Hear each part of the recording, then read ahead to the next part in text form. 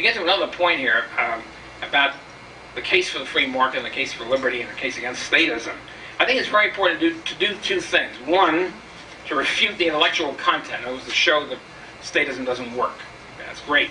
I'm not against it. I'm all for it, and do it most of the time. But there's something else which I think is also important, namely to show it's not just intellectual error. Okay, this is where I agree with the public choice people. It's not just intellectual error. People aren't that dumb. A lot of people benefit from this stuff.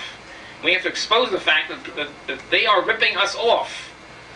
And one of the advantages of this is it gets people hot under the collar, as they should do. In other words, if you say, well, the farm price support program is a beautiful example of this. It doesn't work in sense it's irrational, etc., etc. It's all true. It hurts the consumer.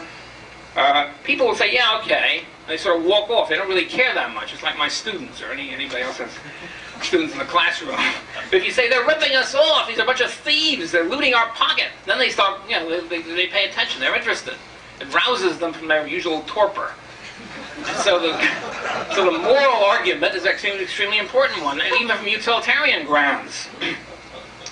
For example, take the farm price support program. Okay, farm price support program is, quote, irrational, unquote.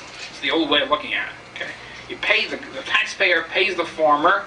Taxpayer is fleeced. The government pays the farmer to produce less, or sometimes not to produce at all. And then supply goes down, prices go up. If the cheese or whatever it is stored in some warehouse for many years.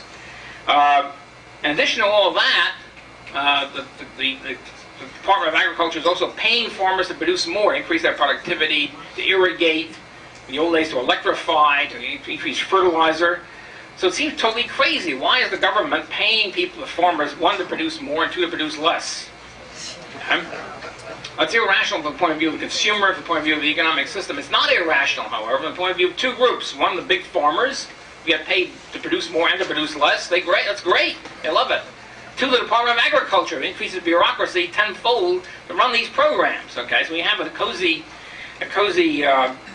coalition between the Department of Agriculture and the large farmers. They are ripping us off. I think this sets this thing a historical point better than simply a sort of a logical critique of the program. In addition to that.